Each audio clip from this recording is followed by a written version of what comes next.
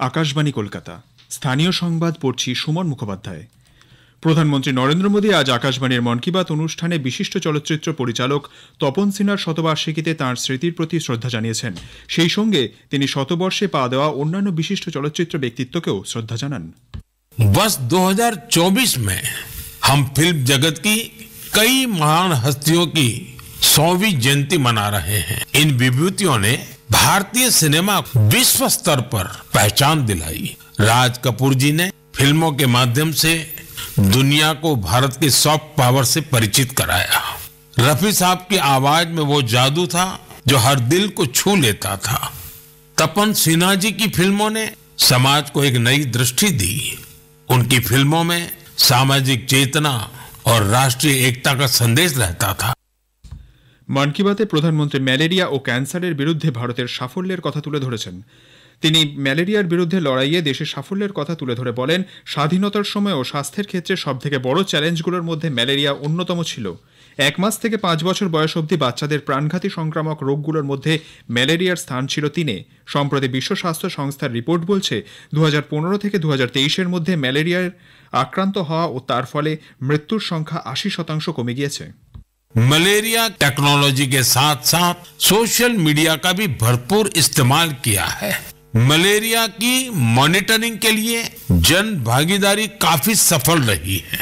नुक्कड़ नाटक और रेडियो के जरिए ऐसे संदेशों पर जोर दिया गया जिससे मच्छरों की ब्रीडिंग कम करने में काफी मदद मिली है। देश भर में ऐसे प्रयासों से ही हम मलेरिया के खिलाफ जंग को और तेजी से आगे बढ़ा पाए हैं। ক্যান্সার চিকিৎসায় দেশের অগ্রগতির কথা তুলে ধরে প্রধানমন্ত্রী বলেন, বিশ্ববিখ্যাত মেডিকেল জার্নাল ল্যান্সেটের গবেষণায় জানা গেছে ক্যান্সার রোগীর সময়মতো চিকিৎসা শুরু করার ক্ষেত্রে ভারত উল্লেখযোগ্য অগ্রগতি করেছে। এক্ষেত্রে আয়ুষ্মান ভারত প্রকল্প বড় ভূমিকা পালন করেছে। সন্ত্রাসের বিরুদ্ধে লড়াইয়ে রাজ্য পুলিশ গোপনে বহু সাফল্য পাচ্ছে। আজ সাংবাদিক সম্মেলন করে রাজ্য পুলিশের মহানির্দেশক রাজীব কুমার বলেন, রাজ্য পুলিশের এসটিএফ এর তথ্যের ভিত্তিতেই কাশ্মীরি জঙ্গিকে গ্রেপ্তার করা হয়েছে। তিনি বলেন, বাংলাদেশে অস্থির পরিস্থিতির সুযোগে কিছু জঙ্গি অনুপ্রবেশের চেষ্টা চালাচ্ছে। যদিও সন্ত্রাসের বিরুদ্ধে রুখে দাঁড়াতে রাজ্য ও কলকাতা পুলিশ যথেষ্ট দক্ষ বলে তিনি জানান। রাজ্যের সমস্যা তৈরির চেষ্টা করলে পুলিশ সঙ্গে সঙ্গে গ্রেপ্তার করবে বলেও তিনি জানিয়েছেন। এ প্রসঙ্গে রাজ্য পুলিশের মহানির্দেশক অতীতে পুলিশের সাফল্যের ট্র্যাক রেকর্ডের কথা উল্লেখ করেন। রাজীব কুমার বলেন, সীমান্ত এলাকায় নিরাপত্তায় কিছু খামতি রয়েছে। Border, you all understand that the border management is done by BSF. And in spite of the fact that there has been a lot of lapses, in a sense that these people who crossed over, our teams, specialized teams have been very effective in neutralizing them and arresting them and sending them where they deserve to be. আরও বেশি করে তথ্য দিয়ে সাধারণ মানুষকে এ ব্যাপারে সহযোগিতার আহ্বান জানান তিনি। সোশ্যাল মিডিয়ায় ছড়ানো গুজব সম্পর্কেও সাধারণ মানুষকে সতর্ক থাকতে পরামর্শ দিয়েছেন রাজীব কুমার। কলকাতার গোয়েন্দা পুলিশ গত রাতে জাল পাসপোর্ট কাণ্ডের অন্যতম পাণ্ডা মনোজ গুপ্তাকে উত্তর 24 পরগনার গাইঘাটা থেকে গ্রেপ্তার করেছে। গোয়েন্দা সূত্রে জানা গেছে, শিলপাড়ার বাসিন্দা মনোজের বেহালার শখের বাজারে একটি ট্রাভেল এজেন্সি রয়েছে। ওই এজেন্সির পিছনেই জাল পাসপোর্ট তৈরির বিনিময়ে প্রচুর টাকার ব্যবসা চলত। এই ঘটনায় এ পর্যন্ত পুলিশ 7 জনকে গ্রেপ্তার করেছে।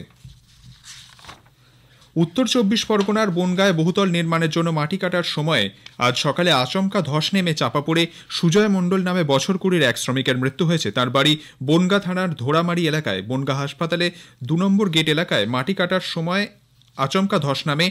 স্থানীয়রা ও অন্যান্য শ্রমিকরা উদ্ধার করে পাশেই হাসপাতালে নিয়ে গেলে চিকিৎসকরা তাকে মৃত বলে ঘোষণা করেন। বাঁকুড়ার দক্ষিণ বন বিভাগের মুকুটমণিপুর কংসাবতী জলাধার সংলগ্ন এলাকায় শনিবার থেকে বাঘিনী জিনাতকে নিয়ে আশঙ্কা বাড়ছে। তারই মধ্যে আবার উত্তর বন বিভাগের বরজোড়ার পাবুয়া অঞ্চলে আজ ঘুরছে 62টি হাতির একটি দল। জমিতে রয়েছে সবজি ও নানান ফসল, ফলে চিন্তায় রয়েছেন বন দপ্তর থেকে সাধারণ মানুষ। অন্যদিকে বাঘিনী জিনাতকে বাগে আনতে তৎপর বন দপ্তর সারা রাত ধরেই চলেছে নজরদারি। জলপাইগুড়ি জেলার ময়নাগুড়ি গ্রামীণ হাসপাতালে এক রোগীর মৃত্যুকে কেন্দ্র করে চিকিৎসায় গাফিলতির অভিযোগে বিক্ষোভ দেখান আত্মীয় পরিজনরা। মন্দিরা বসু নামে ময়নাগুড়ির নতুন বাজারের ওই বাসিন্দাকে শনিবার সকালে ডায়রিয়া এবং জ্বর নিয়ে ভর্তি করা হয় হাসপাতালে। পরিবারের অভিযোগ, কর্তব্যরত চিকিৎসক ওই রোগীকে রাতে বাড়ি নিয়ে যাওয়ার পরামর্শ দেন। আজ সকালে ওই রোগের মৃত্যু হয়। চিকিৎসায় গাফিলতির অভিযোগ তুলে আজ সকালে হাসপাতালে বিক্ষোভ দেখান রোগীর আত্মীয় পরিজনরা। চিকিৎসায় কোনো গাফিলতি ছিল কিনা তা খতিয়ে দেখা হবে বলে হাসপাতাল কর্তৃপক্ষ জানিয়েছে। স্থানীয় সংবাদ এখনকার মতো এখানেই শেষ হলো।